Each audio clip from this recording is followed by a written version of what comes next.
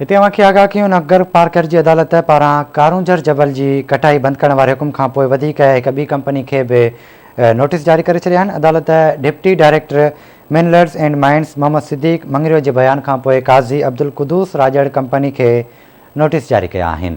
अवांखे आगाह कयूं पिया नगर पार्कर जी अदालत पारां कारूंझर जबल जी कटाई बंदि करण वारे हुकुम खां पोइ वधीक हिक ॿी कंपनी खे बि नोटिस जारी करे छॾिया आहिनि। अदालत deputy director minerals and mines Mohammad Siddique Mangrio जे बयान खां पोइ काज़ी अब्दुल कुदूस राजड़ कंपनी खे नोटिस जारी कया आहिनि। अदालत कंपनी जे रीजनल मैनेजर खे 6 जनवरी ते ज़ाती हैसियत में तलब करे वरितो आहे।